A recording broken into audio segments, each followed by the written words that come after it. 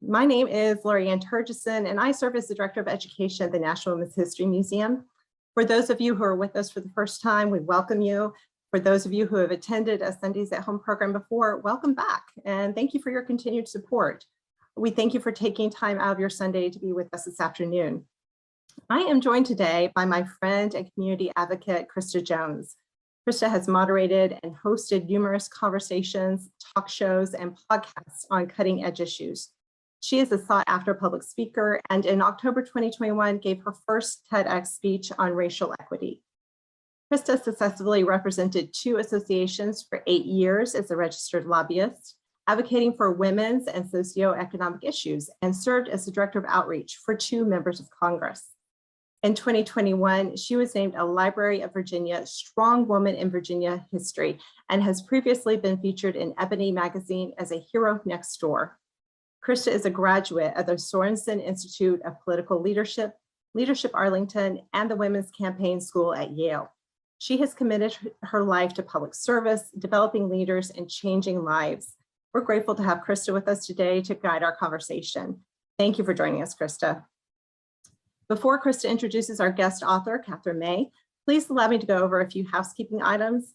As always, this presentation is being recorded and will be available on our website in the days following the event. Katherine will answer your questions after our conversation, so please use the chat feature for any comments that you have during the program, and use the Q&A feature at the bottom of the screen to ask any questions that you may have for Katherine about her writing. You may ask your questions at any time during the presentation, but they won't be answered until the end of the presentation. Now, please join me in welcoming Katherine May and Krista Jones to the screen. Thank you so much. Thank you, Lorianne, for that introduction. I am so thrilled to be here to have a conversation with Katherine May today, and so excited that so many of you have joined us. So I'd like to start off by introducing Katherine. Katherine is the author of 3 published memoirs, The 52 Seductions, The Electricity of Every Living Thing, and the best-selling Wintering, longlisted for the Wainwright Prize. She is also the editor of The Best, Most Awful Job, an anthology of writing about motherhood. Behind the scenes, she works as a literary scout and a development editor for Faber Academy and Audible. So she has a good eye for the demands of the market and plenty of experience in helping writers to polish their words to publication standard. She is also an experienced teacher. Until recently, she was the program director for creative writing at Canterbury Christ Church University, and she has led writing programs for Tate Britain, the National Gallery, and the City of London Festival. So Katherine, thank you so much for joining us today.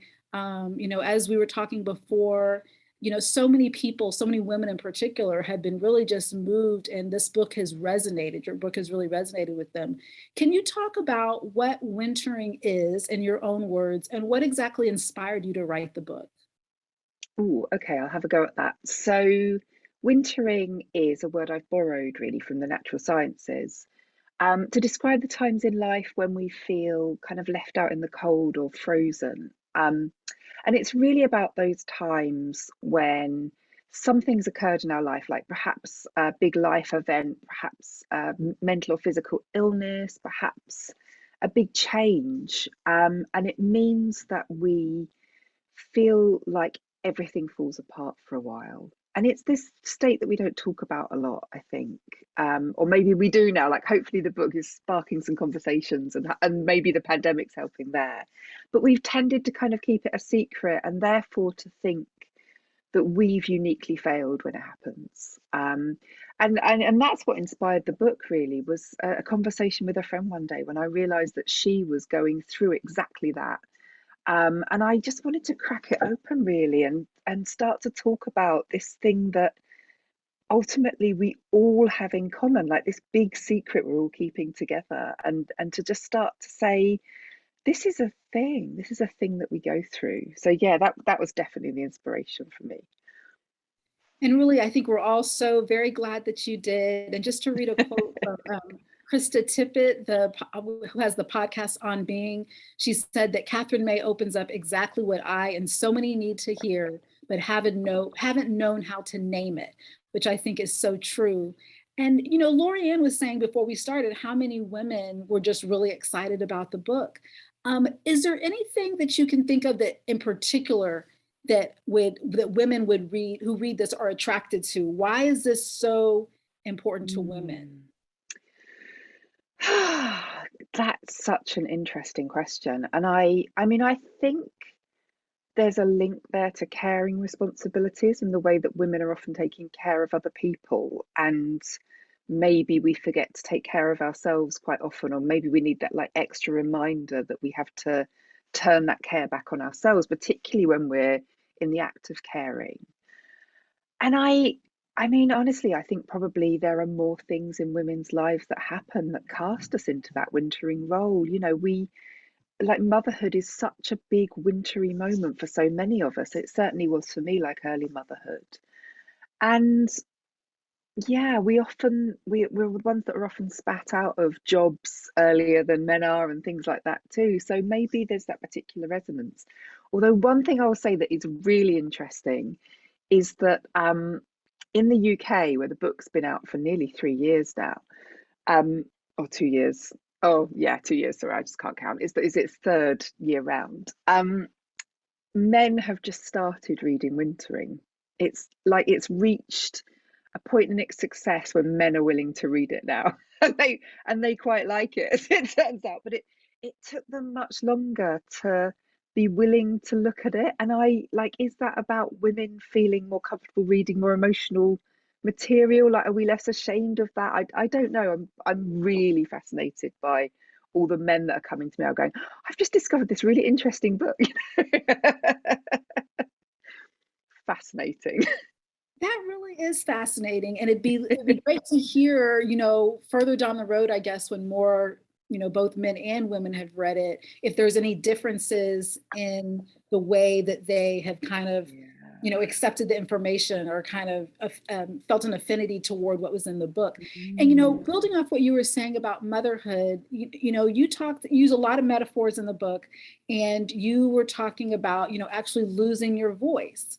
But what I thought was interesting is, people could have taken a lot of things from this, but what stood out to me most is that you went to a coach, you went to a singing coach to help with your voice. And so you were actually getting help for that period in your life. And I think so many of us, when we go through these periods, whether it's not talking to friends or not talking to a psychologist, whatever, we don't get that help. Can you talk about what that was like in your life and why you decided to really reach out for help? Yeah, and it's interesting, isn't it? Because like the conventional forms of help hadn't helped me in that case. I'd been to the doctor, I'd had like the camera down my throat and all that kind of thing. But my voice was just still cutting out all the time. And it was only when I was talking to a friend who's like a performer, a stage performer, and he said, well, this happens to singers all the time. And he was like, you just got to remap your voice, it'll be all right. And I was like, oh, okay. And so, yeah, I went to see this vocal coach, and what it did for me was really, really unexpected, because I expected him to, I don't know if I even expected him to be able to heal my voice. Like I went there thinking, maybe this will work. And it did. But what was really unexpected for me was the way that he immediately worked on my confidence and like my self-assuredness and my presentation to the world, rather than just my voice. And I realized how I'd been using my voice as like a blunt instrument. I was so desperate for people to hear me, and I was like hammering my voice, and no wonder my voice was so exhausted, because it wasn't singing, it was like, it was pleading, and it was bossing people about, and it was shouting to be heard. And actually he just taught me to sing my words in a way that I can still, as I'm saying that, I can feel the difference now that's made to everything I say. And that was about like the ability to take up space with my voice and take up time with my voice, and not to like rush everything out in case someone's going to interrupt me. And yeah, I think everyone should have 6 sessions with Philip. Actually, he taught me a hell of a lot. He really did. Yeah. And Jennifer says in the chat, confidence is the catalyst for our voice. And I think that's really key. That's really relevant. I work with a lot of groups, in particular women, trying to get them to run for office. And one of the things that we have found is that some women don't want to run because they're scared that they'll lose. And so, interestingly enough, with your book, I also thought a lot about courage. So I really thought almost I thought of as a metaphor when you talked about the swimming that you did in the icy waters and how you do regularly. It took that courage and that strength to do it that first time. And now you say you do it regularly. I wonder if you could talk about just the whole idea of courage in terms of going through these wintering periods. Yeah, because it's something that's quite fragile, isn't it? It's something that I don't think you should necessarily push too far, but the swimming is a good example of a great way to exercise your courage, like a muscle almost, because it creates a kind of loop. Like you find a little bit of courage to get into the water, and that then gives you a bigger piece of courage to go out back into the world with, and you kind of can build it up. It's a circuit, I think.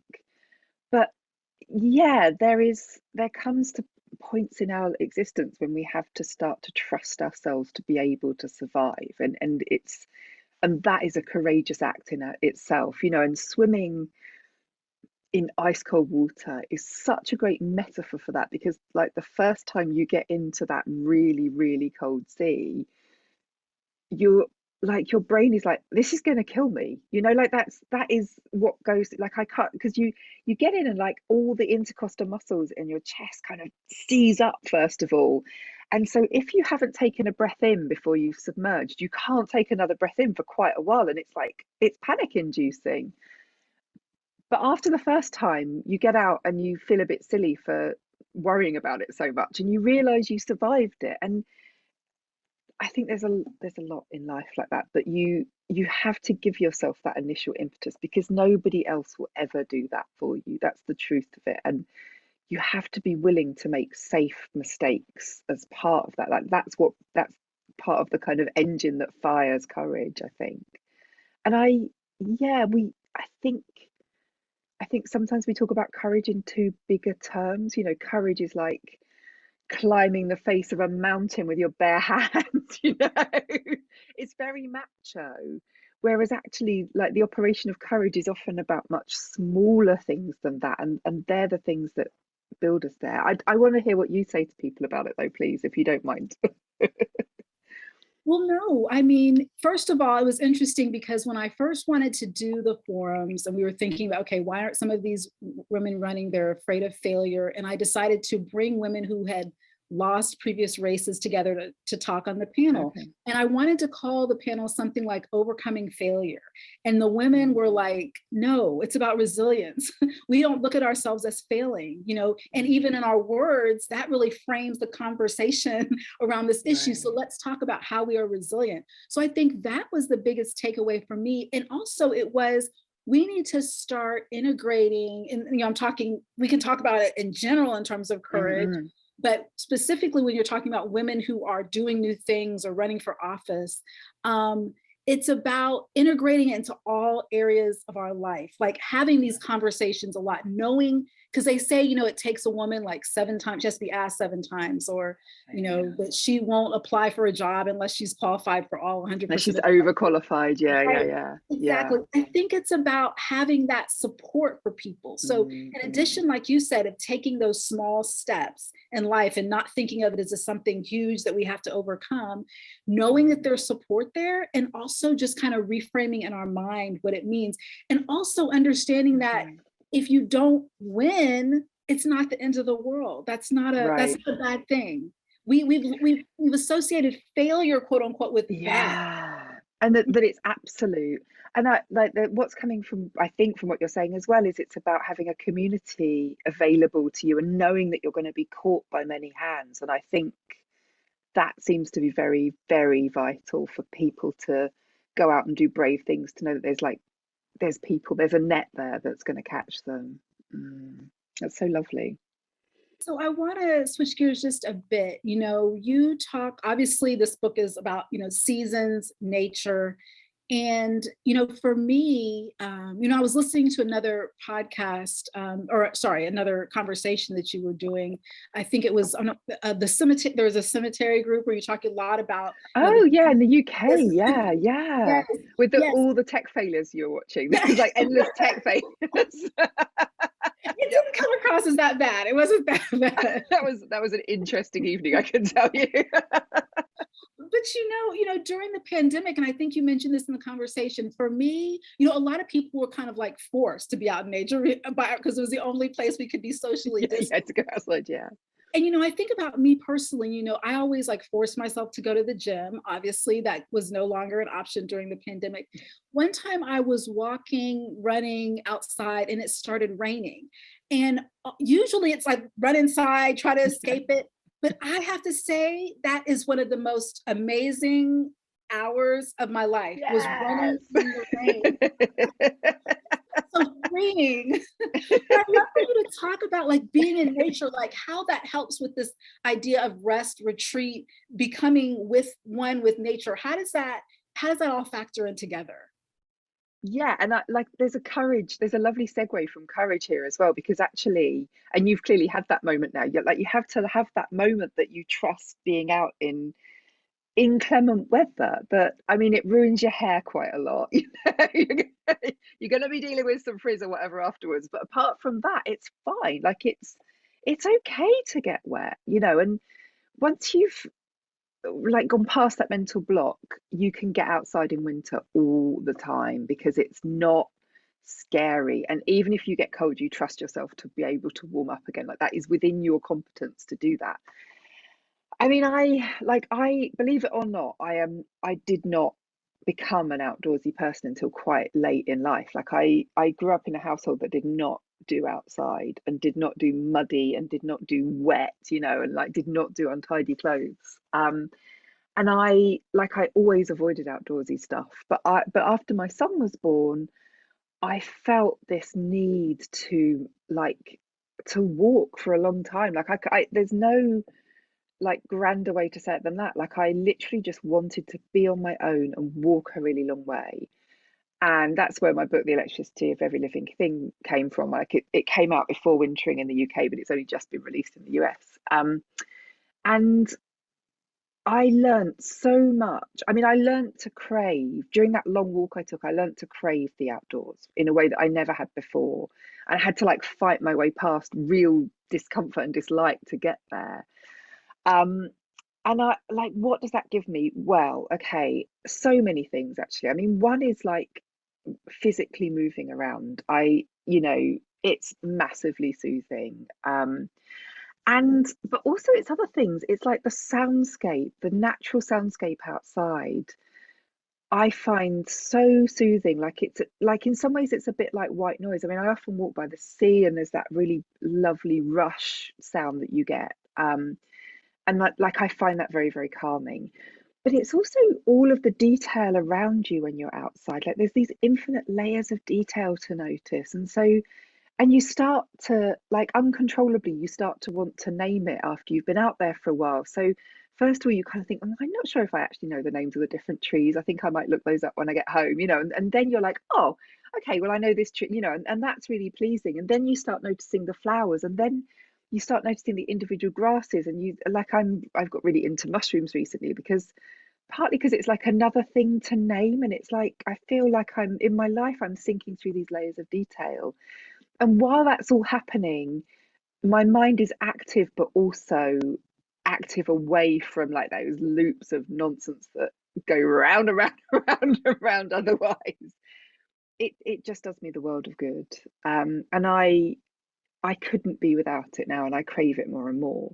But I always think it's really important to say I wasn't really born into that. It's something that you can take up whenever, and you will find it soothing, whoever you are. I defy you not to find something that soothes you out there. I think that's an excellent point. I'm really glad that you make a point to mention that it's not something you were born into, because a lot of times we think about people who grew up going camping or Yeah. all this, but there's so many benefits from nature. like I'm like my family's working class, and they would have said that that sort of thing was for posh people. Like, you know, that would have definitely, if I'd have asked them, they'd have said like it's, you know, it's only really fancy people that go walking, walking, you know. It's just, but you know, like you can feel unwelcome in those environments, you know, and like loads of different groups of people find the countryside very unwelcoming, and it's really important not to negate that. But I think we've all got to start getting together and inviting each other in, and again, like taking up space in those areas and asserting our right to be there, because there's just so many beautiful things to witness. Absolutely. You know, when we were preparing for this conversation today, I wanted to send you like questions in advance. That's kind of the person that I am. And you were like, no, I'll overthink it. Just stay slow. Yeah. Can you talk about that? And does that have much to, I wonder, and this might not be Yeah. something that you realize, I wonder if your kind of stance on retreating and resting and making sure to follow those rhythms in your life has anything to do with that. I'd love to hear more about that.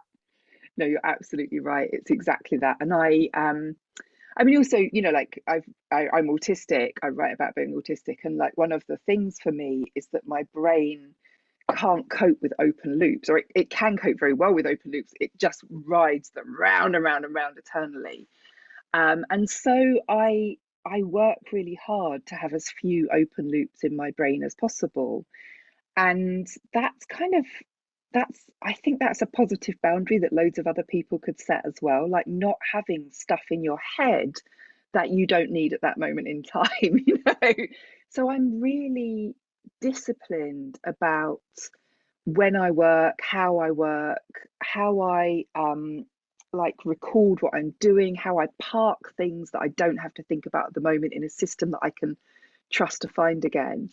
And like all of that's in service of keeping my writing brain in gear, so that it's not cluttered up with all kind, because you can have so much stuff in your head, can't you? I mean, it just gets worse every year for me. I think like there's more responsibility, there's more people wanting my attention, and I like, again, like I think this is something that women need to hear more than men, but like you have to fight back against that, because otherwise there's no you left. So yeah, one of my things is that if people ask me if I want questions in advance, like nope. No, I'm gonna, and I also think I always want to give the answer in the moment as well. Like I want to have a conversation with you because you're really interesting too, and I don't want to be like, you know, reeling out pat sentences to you. It feels like another layer of not contact between us, and I want that contact, and I prize that contact, and it's much more fun. Thank you for asking me that. I was like, I actually quite like talking about this. I think it's really important. No, I really, really appreciate that. And that's one of the many takeaways I think I'll take away, not just from the book, but from you and who you are as a person. Because I think part of that for me is almost courage, because, or fear of failure. Like, I don't want to say the wrong thing. I don't want to forget anything. So why don't we script it out?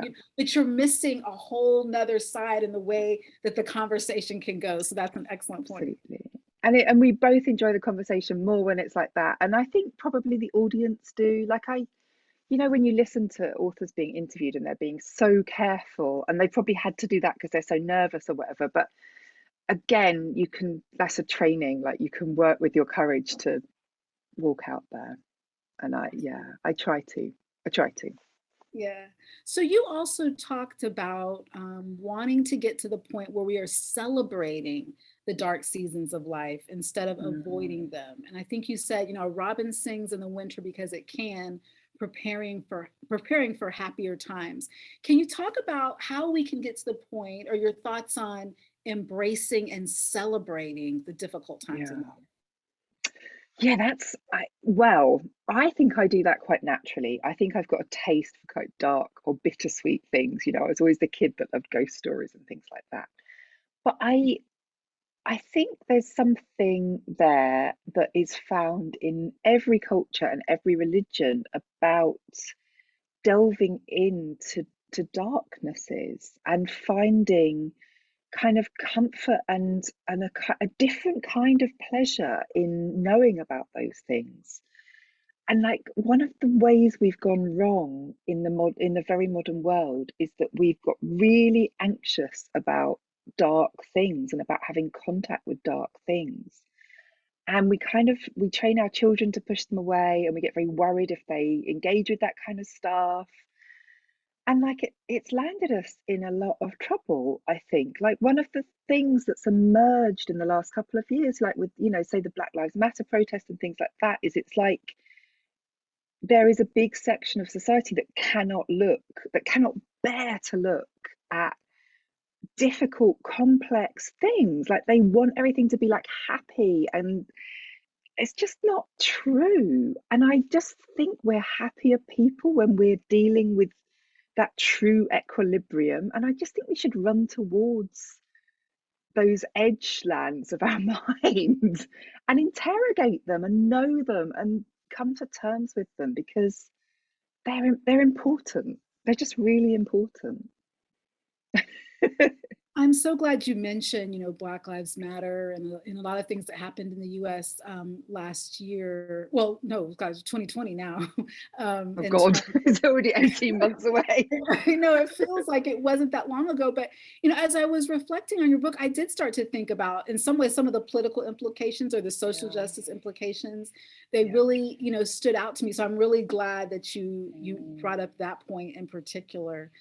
And I'm glad you brought up motherhood a few times, and you definitely mentioned your son Bert in the book. Yeah. And I would love to know, and I think you kind of got this into your book, but I'd love to talk about it more now, about how we help children understand and get to the point where they understand this cycle and not this linear way that life operates. It's something, I mean, in the book, I recount the time when I really had to help my son engage with that, because he had become too anxious to go to school, and it felt like a real kind of like the floor had fallen underneath all of us. Like none of us really knew our way through, and all we knew was that all the advice we were getting we knew was wrong. Like people would just say, well, you just have to make him go to school, like if you leave him there crying, then that's what you have to do. And I was just like, I know that's wrong. Like I absolutely know that's wrong, and I'm teaching him is to squash down his feelings and to not believe they're relevant. And so we took him out of school, and like that was always intended to be temporary, and it was. He went really happily back to a different school after nearly a year. But in that time, what I didn't want to do was just blandly cheer him up, like wave a rattle in, like he's too old for rattle, but that sort of idea that you would do with a baby, like, ha, look, let's get distracted. I wanted to teach him that his sadness was safe within our family, and that it was showing him stuff, and that it was a kind of wisdom. And we really worked through it. Like we really spent time thinking about what that meant, and being sad and quiet, and like doing things to deliberately soothe ourselves, but not things that denied what he'd been going through, which was so real. And in fact, what was interesting was like when we made space, he began to talk to us about how he'd been bullied at school, which we did not know when we pulled him out of the school, because he was tiny and he didn't have like the language to talk about it. And if we hadn't made that space, we'd still be, thrusting him into this really dangerous situation, because it is dangerous being bullied. And like, just because it's so common, it doesn't mean to say it's okay. Anyway, so I could talk about this for quite a long time, as you can probably tell, but I really realized at that point that I needed to pass on a skill to him of being sad and knowing that sadness was one of the available emotions to him, and that it was a really valid and important emotion that showed him the path forward. And actually to teach him to walk away from dangerous and abusive situations rather than to have to feel like he had to deal with them. And I've noticed that he has now like great empathy for other people who are like marginalized or belittled or like bullied, like he's so ultra conscious of it. And it's given him this like I really hope that he goes into the adult world with that sense of justice and urgent justice, I hope it will teach him that, if nothing else, and to look after himself enormously. Because then I don't have to, right? That's so powerful. And I hope that, as parents, or I'm not a parent myself, but I hope that parents that read this take that away, because how you interacted with your son and just how we think about not only getting a lot of your thoughts and ideas into the broader world, but also particularly with children, that was really important to me. So I'm curious, I was listening to one of your interviews and you said that, within the first 3 minutes, Americans will be asking you what the meaning of life is, and then the British will say, I'm embarrassed to even be on the screen. Right. Can you talk about how maybe you've gotten different reception from Americans versus or British versus other people around the world? Yeah, I mean, like, there's two big cultural differences I notice in the UK. One is that most interviews will talk about anything in the book except the emotional stuff. I think the book is about the emotional stuff, drawing on natural metaphors, but they'll be like, tell me about the dormice, tell me tell me about the Northern Lights, and they've got this like list of items that they want, because there's this discomfort with the, oh god, this is actually quite an emotional, vulnerable book, and like that's not that okay still. I hate to lean into our cultural cliches, but we do. I mean, I'm sitting here drinking tea, so like, what am I going to do about it? But we do still have that nervousness, that stiff upper lip nervousness around emotions. The other thing is that I mean, what I love about American interviews, I have to say, is that like you guys are okay with being wholeheartedly positive towards something, or like talking to me because you like the book and are interested, and maybe you just wouldn't talk to me about it if you weren't that interested. Whereas in the UK there's this like obligation to sneer a little bit, and I get a little tired of it. Like we can't talk about spiritual stuff, we can't talk about emotional stuff, and we don't feel like we've done our job if we haven't shown like what we would see as like balance, I guess. But it's actually just, I don't know, just mutual discomfort. I much prefer doing American interviews. I'm not just saying that because, and also like I think there's less comfort with going off the track and just like talking and making a connection and like hitting loads of different issues and just feeling really fine with it. I think we've got a way to go. I mean, I think you guys are much further forward with us in like therapy culture, for example. And I think there's a more advanced conversation about spirituality, honestly. We are not there. I mean, like I think we're at the point where we appreciate diversity of belief, but that's handled very politely. That's like we're all skirting around each other, and so we don't really mention it at all. Whereas I love the way in the US they'd be like, right, I think this, and I'm really fine with you thinking that, and let's all just believe something. That's fine. It's much more joyous, I think. We're still all a bit awkward about that stuff. Very interesting. Thank you. Thank you for sharing that. So now I'm going to switch over to some of the comments and the questions in the chat. I want to make sure we have enough time, or the Q&A. Okay, some of these are long. So when you set out to write this book, you intended to travel. This is from Jennifer. You intended to travel the world in pursuit of winter, to visit locations that felt truly exotic, and how to interview people whom you considered to have wintered in extreme ways. You describe your visit to Stonehenge as reminiscent of a missed orgasm, the long, intense, breath-holding buildup that comes to nothing much. Similarly, the aurora borealis is an experience not dissimilar from pregnancy itself, the sense one moment that something very definite is there, and the realization that the next, that everything you know about it is a daydream. What were some of the other parallels that you discovered with the human psyche? Ooh, so I think what the questioner is pointing to there is the way that actually, and this it's funny, it's funny that those two examples have come up, because it's exactly what I've been writing about in my new book, which is kind of about finding enchantment in everyday life, and how those experiences are so often really subjective and vague and hard to pin down and ephemeral, and all those kind of things. They're like smoke, you perceive them but you can't define them. And I'm really interested in those, and like the book is, I talk a lot about liminal states in the book, and these edge lands of consciousness, and how winter makes them possible. And I think that's something to do with the dark. There's like this sense of merging with dreams and wakefulness, and how everything it sort of comes together in one very vague, continuous place.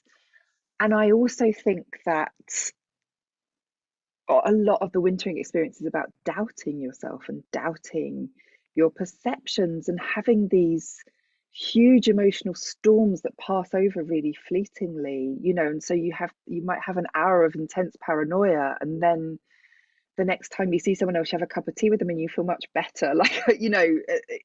But it felt very real, and then you look back at it and you think, wow, that was like, where was my head? Like, I'd been taken over by some kind of totally other person that was not being rational in that moment. Is that just, I'm not sure if that answers the question. But I think this is like, I think I'm really interested in those states of being, and I think they're really difficult, but I think they're incredibly human and incredibly useful, and they really are where we do the work, like when we are swinging between those big extremes of knowing and not knowing. Yeah. No, I think it was Jennifer, I guess, can say whether she has any follow-up questions. Yeah, I thought that was really great. And I just love the idea. And I'm kind of the same way. I think about a lot of times the behavioral things. A lot of time we get stuck in the technical aspects of things, but we don't talk about the behavioral side of life that we all have in common. But like you said, we're doing it in our own separate ways, and we don't feel vulnerable enough to share it, even though we were pretty sure everyone's going through the same thing in one way or the other. Well, do you know what? I think often we don't think that everyone's going through it. I think that's the problem in lots of ways. I think we assume that we are like wonky in a way that other people aren't. And as soon as you talk to other people, everyone goes, yeah, all right, yeah, you know. And that's community, isn't it? I wonder if that's something we've lost a little now that we don't live in extended families, and we don't live in like the ancestral village, or, you know, however you want to model it. Like, were we much more understanding of other people's emotional states, and you know, was it less presentational in our past, I wonder? Excellent point. I know my dad always says, you know, look at the houses on the street. They're all going through their own turmoil. It may not look exactly the same, but everyone is going through something, you know, all the time. So I think you're right. We just have to understand that we're all going through issues. Something. Yeah. Exactly. Yeah, I think that's so true. Martha asks, can you say more about how you clear your mind? And then she said, what is the open loop? And you referenced that before. So I never try to clear my mind actively, because I think that's the way to really not clear your mind quite often, like whenever I'm deliberately doing it. So when I'm talking about open loops, what I'm really thinking about is something I haven't solved yet, or something I haven't done, like a task that's still open, or a problem that I'm kind of cooking over, or, you know, like an undone thing, an unfinished thought, an undone thing. And those things take up a lot of space in your mind. There is a really brilliant book called Getting Things Done by a man written in the 70s, and I can't think what his name is, but it's actually really about this. It's the only like self-help book you'll ever need to read, because it's literally about how to stop having stuff in your head and to park it. So I spend a lot of time just parking things that I don't need there, you know, with like various to-do lists and calendars and stuff like that. But then the clearing your mind thing, I think for me, is best done passively, and like definitely helps to move my body for that, and to actually take my mind onto something else. So that's one of the reasons why I walk a lot, because it doesn't happen instantly, but often half an hour into a walk, I'll sink into my thoughts in a really different way, and I, you know, like that to-do list starts to dissipate a little bit.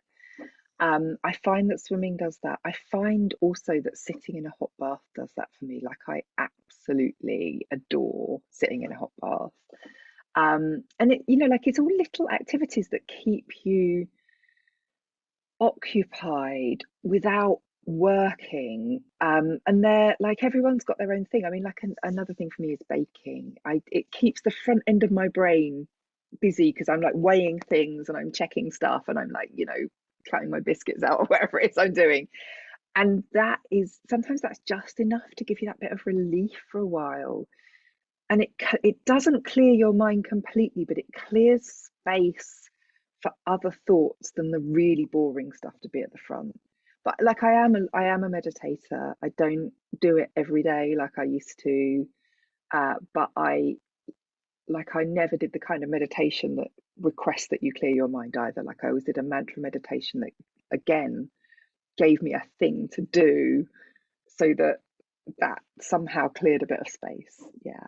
And if you do those things, you do get moments of silence, but I don't think you can make them happen. I think you have to bring about the circumstances that they can arrive when they're good and ready. That's so powerful. Thank you.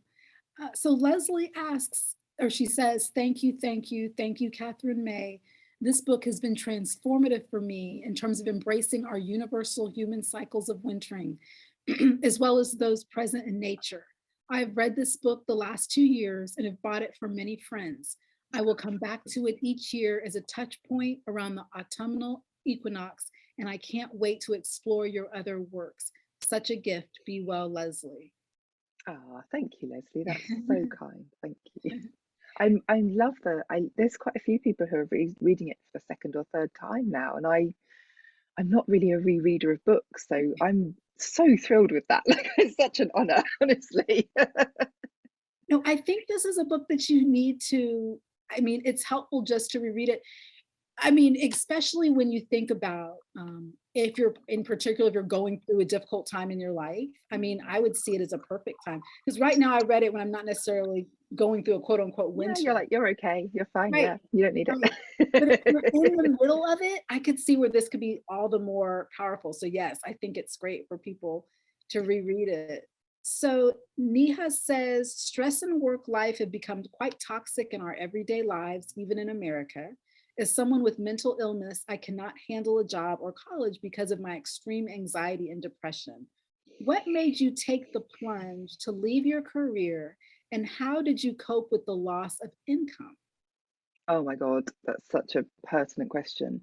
Um, for me, in the end, it just wasn't a choice. I got so sick that I just couldn't do it anymore. And I managed to kind of get back on top for long enough to kind of go back and clear out my office. But it, I really knew that it was making me so ill and that I just couldn't, there was no way I could do it anymore. Um, the loss in income was real. I mean, it was like nightmarish, actually. I mean, like, the great thing about being British is that you don't lose your health insurance, which I think is a huge difference, actually. And so you go forward in a certain amount of safety comparatively, knowing that like you'll still get treatment if you break your leg, which is a very different mindset, I think, honestly.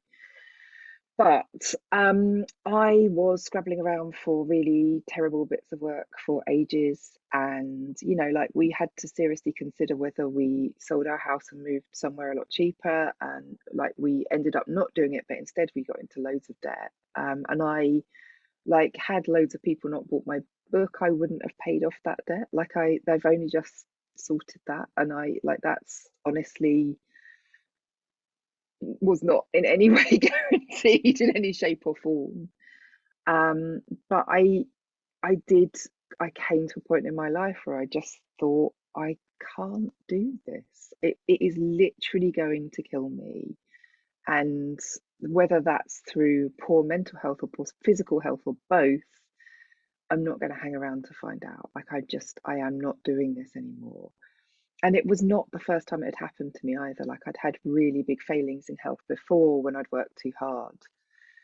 And I just thought, right, I got to the point where I was like, if I have to work in McDonald's, that's what I'm going to do. If I have to, take 2 jobs, that's what I'm going to do, because actually they'll probably be easier than this thing I'm doing that is taking over all of me all the time and making me like physically sick.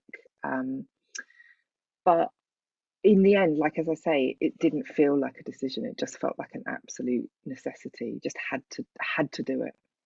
Had to do it. And I'm lucky to have a partner that saw that too. I think it's really, really, really difficult for people who don't have folk that sympathize in their life and say, yeah, this is going to be really hard and really awful, and we're about to lose our whole social safety net, and let's do it because you can't be sick like this. It's not all right. Absolutely. So Judith says the pandemic has many folks turning to poetry, and she asks, who are some of your favorite poets? Ooh, oh, I love everyone. I tell you what, I'll just tell you who I've been reading this week because that's probably the best thing. I'm really bad at like remembering. This week I've been reading Grace Nichols, who's just got the most lovely lyrical voice. I've been turning back to Anne Stevenson, who I read when I was at school and suddenly remembered some lines from her this week and picked her up again, and just extraordinary poet. And as I do every year at the Feast of the Epiphany, I have read a bit of T.S. Eliot and the Journey of the Magi, which is just one of my favourites. I always love T.S. Eliot. Loads of people really hate T.S. Eliot, and I still really enjoy him. Like, I know he's pretentious, and I'm really down with that. But I have a little stack of new poetry books, actually, funnily enough, just waiting for me, that I picked up this week of poets that I've not read before, because I do, like, that's who I do reread. Like, I do reread the same poets over and again. I've got my favorites, and I'm trying to disrupt that a little bit this year because it's so easy to not really innovate is the word I'm looking for. And so I've got some really interesting young women poets lined up for a bit of newness. That's excellent. In one of your other conversations, I also heard you, I think, talking about the pandemic just in general and how it was kind of like a forced wintering for some people. And you were mentioning how some people, like 50% of people thrived, 50% of the people had a really difficult time during the pandemic. I would love to hear just your thoughts on that, on how that kind of flows with some of the ideas in your book. Yeah, I mean, I think it is the wintering writ large, isn't it? The pandemic, everyone wintering at the same time, but every single person has taken a different thing from it, and there have definitely been positives and negatives in a way that feels quite uncomfortable to talk about because, let us never forget how much suffering there has been here. But at the same time, and even within suffering, I'm hearing lots of people really reflecting on what they need now and what they want next. And I do feel like the pandemic has opened up a space where like everything's floating in the air and you get to pick as much as you can, like what the next life looks like. And there are big life-changing decisions being made right now. They're in progress. And it's hard not to be, I mean, like it makes your human heart beat faster at like what human beings do at the most difficult times. Like, they sing, and that's what people are doing. But also, I think we're in for some exciting social change from it, genuinely, because I think it's made some folk hit that wall of like, enough is enough. I am not doing this anymore. I am not going back to that. I have survived this and it's been really hard, and I feel like I can survive anything now, and I can definitely survive change. And I like that. I have to say, I like those moments. They make me optimistic. Absolutely. I absolutely agree. And we have another question. Can this be part of, I think she meant to say fleeing. Can part of this fleeing or feeling, sorry, can part of this feeling be attributed to SAD or seasonal affective disorder? Yeah, in some people, definitely. And I mean, it's really clear that there's a link for lots of people between, like, simply not being able to make enough vitamin D, and and also like, but I spent ages reading about the sort of science of SAD when I was writing this, because the UK version of the book has got a little bit about SAD in that got cut out in the US. It's a really, really interesting condition because it's clearly something that is both biological and psychological and social as well. And it's like this, it's something that yes is soothed a bit by taking vitamin D and having access to light, whatever source that comes from, but it doesn't get solved unless people tackle the other aspects as well. And that's about their associations with winter. It's about how their behavior changes in winter, and it's about social isolation very, very often. And I think it points us towards that, that complex mix of things we need to do to look after ourselves, and the way that community carries on being important always, and the way that self-care is really far-reaching and isn't trivial, and is actually really essential. But yeah, I mean, it's really clear that some people are affected much worse in winter than others, and I'm not someone that suffers from SAD.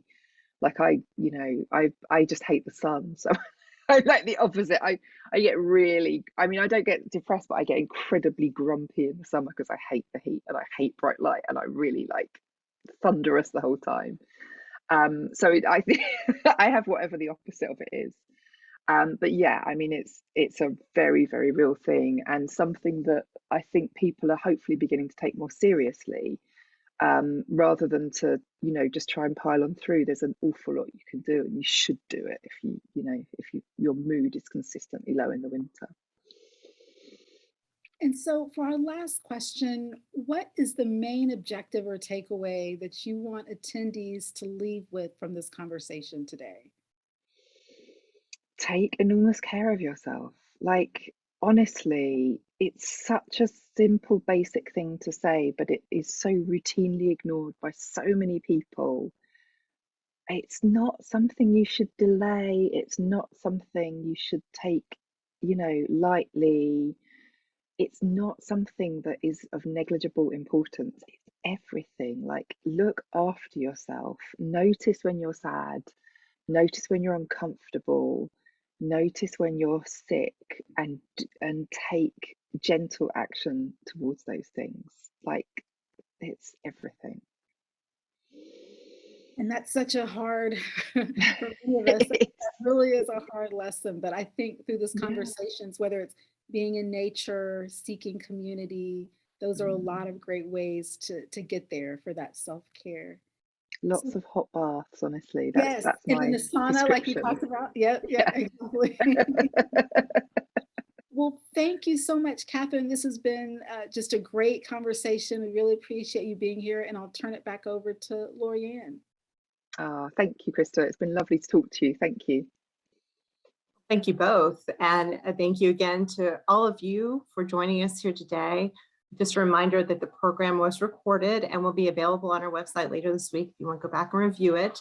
If you enjoyed this Sundays at Home presentation, then please join us again on Sunday, January 23rd. So this is 2 Sundays from now at 3 p.m. Eastern Standard Time, when NWHM Predoctoral Fellow in Women's History, Mariana Brandman, will lead audiences through a virtual tour of the museum's Women in the Olympics resources landing page in anticipation of the 2022 Winter Olympics beginning February 4th. This special Sundays at Home program is particularly geared toward K-12 educators and homeschoolers. However, we invite any and all history buffs, such as yourselves, to join in as well. For a full listing of upcoming programs and for registration information, please visit the Sundays at Home landing page under the Public Programs tab at www.womenshistory.org. All events are free, but advanced registration is required. And until next time we meet, please stay safe and healthy. Thank you, everyone. Thank you for joining us.